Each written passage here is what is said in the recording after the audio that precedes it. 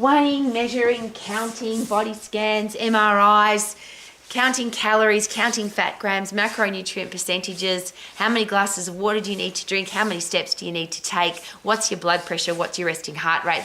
There are a lot of numbers when it comes to being healthy, fit and strong that could give you a gauge. And my first question is, how accurate are those tests? So I'm going to use one. This is my favorite one because I hate counting calories. When I eat food, I want to really enjoy my food. But you'll often hear calories in, calories out. So you need to eat less than you exercise. So count your calories and or count the calories or the number of calories that you burn doing your exercise. Well, the people that are experts in that area of measuring the counting stuff will share with us that calorie counters can be anywhere between 1% to 40% inaccurate. And a machine that measures how many calories that you burned, so a treadmill or a cross trainer or a bike, could be anywhere between 1% to 40% inaccurate. So let's just say that your calorie counting is inaccurate and it's 40%. So you ate something, but you think you ate something, but it's 40% more calories than you thought. And then you went and exercised and you burnt 40% less calories than you thought. Is that a really interesting position to be in? Could you be conning yourself or kidding yourself, or the machines and the calorie counters are giving you a inaccurate idea of what's really going on? If you get a body fat percentage done, so a pinch test, I've watched this happen many times where groups of personal trainers, say 30 students, will test one person and we'll get 30 different measurements. So that it's the same test in the same places, but people just pinch differently. They pinch more, they pinch less. I've had personal trainers admit to me that when they're using a tape measure, they often make it look better than it was last time because they want the client to feel good and they want to feel good. Now, I don't know whether that's a good or a bad thing, but it happens. Somebody will tell you that you should have a certain body fat percentage, you should weigh a certain weight, you should have a certain measurement for your hips and your thighs. But what if you look in the mirror and you don't like what you see? So all the numbers are right, but you don't feel good, you don't look good.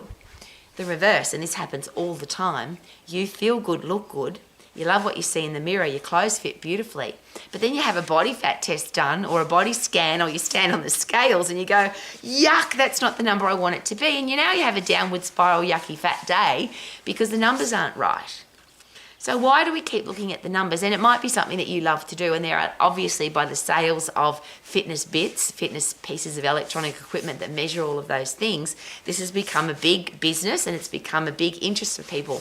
How many calories did I burn? How many steps did I take? Did I sleep well? What's my body fat percentage? All of that stuff. But what if it's inaccurate? And there's an argument to say, well, I'm using the same bit all the time, so as long as I'm improving on the numbers on that bit, that's awesome. But is that bit controlling your life, that fit bit of electronic equipment? Is it making you feel good or bad? What if we used a simple test, and I love this one the most, get your gear off, get out in the fresh air and sunshine, look in the mirror, and what's the mirror telling you? Is it possible that the mirror is pretty accurate on how your body's doing? And if you want to make it even more accurate, jump while you've got all your gear off, and the stuff that wobbles, because muscle doesn't wobble and bones don't wobble, fat wobbles. So if you've got some wobbly bits when you land, then you've got some excess fat.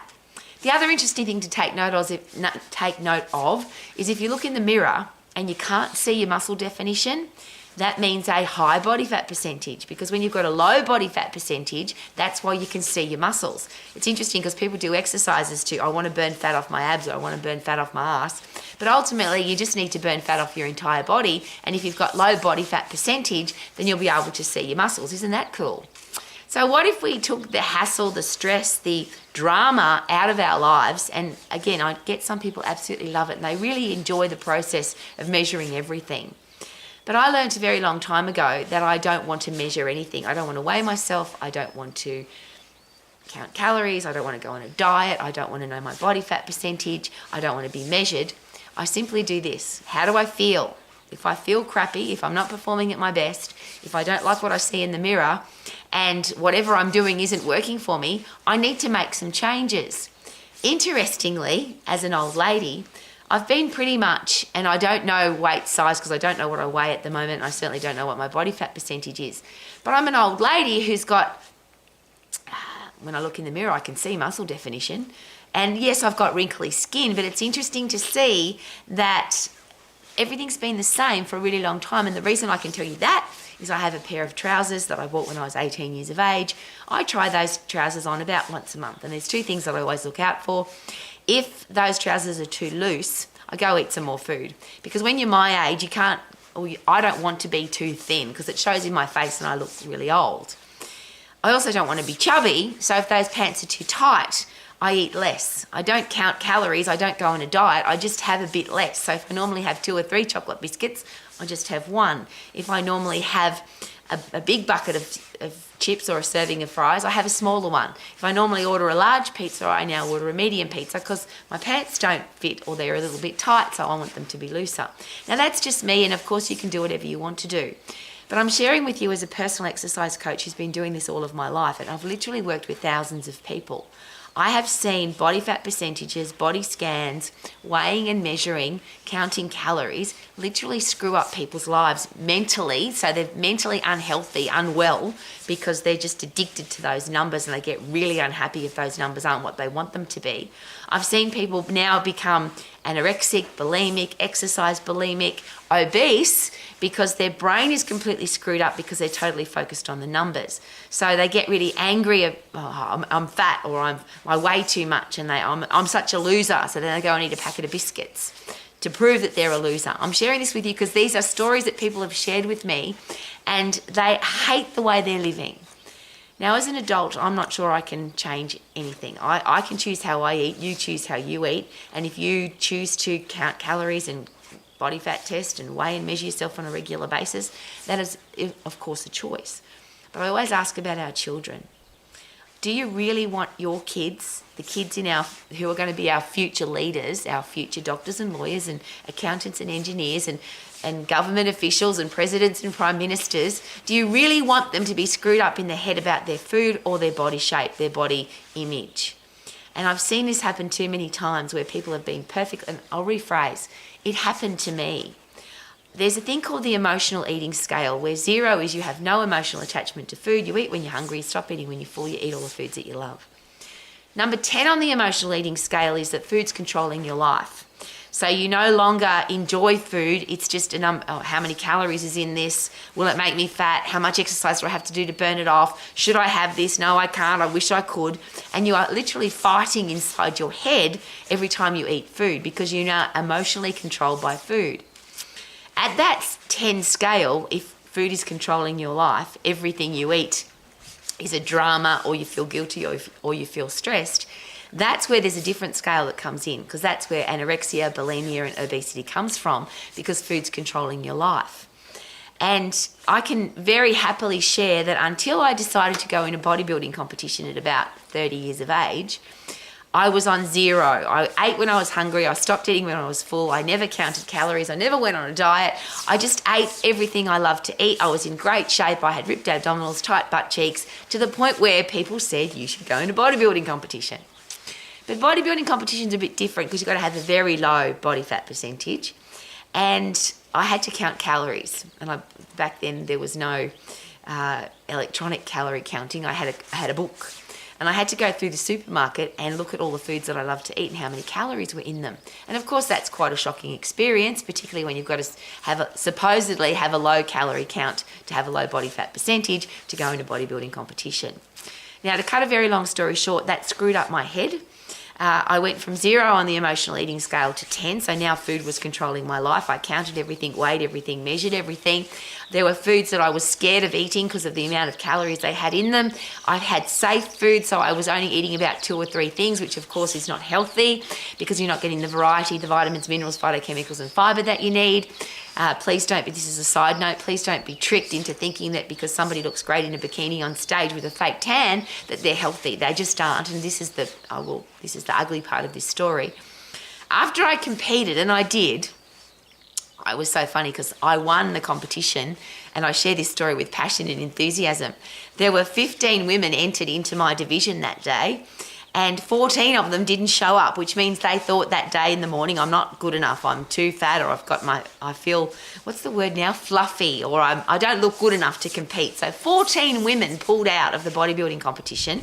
So all I had to do was go to the competition, put my bikini on, do my routine, got my big trophy, and that was it. It was awesome.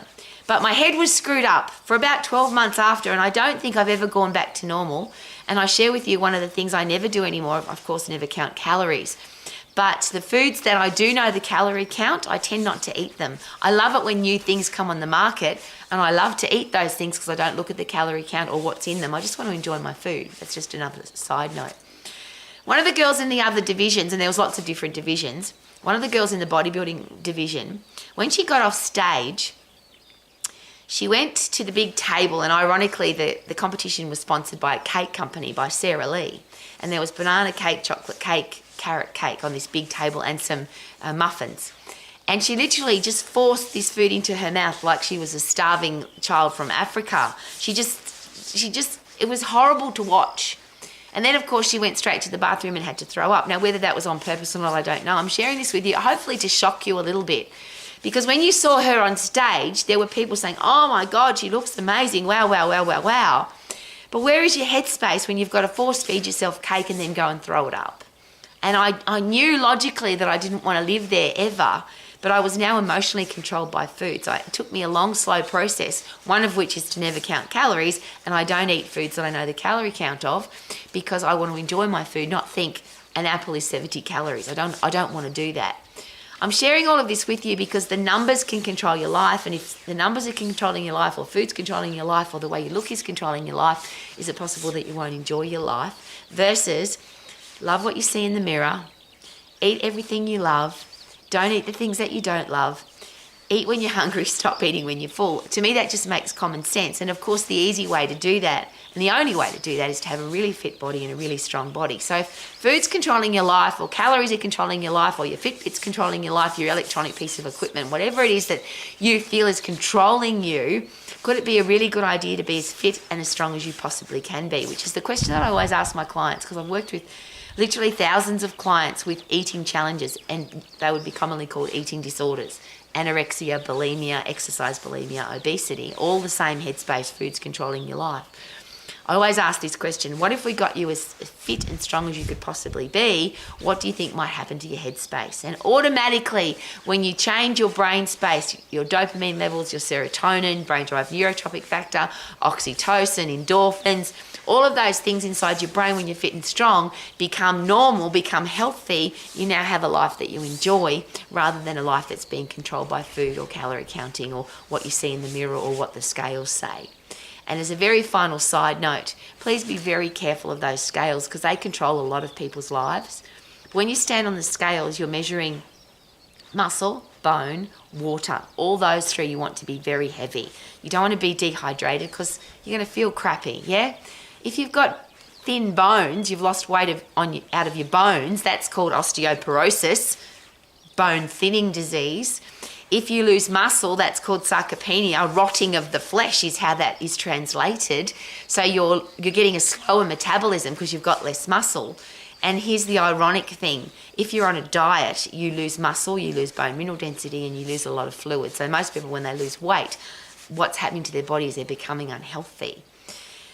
Oh, yuck. I don't want anybody to live like that. So before you let the scales control how you feel, which is your hair, your skin, your nails, your bones, your muscle, your water, your heart, your lungs, you don't want to lose weight off any of those.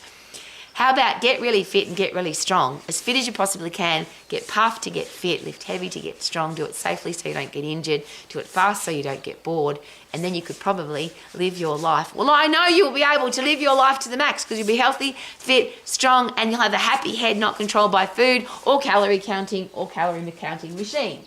Live your life to the max. Woohoo!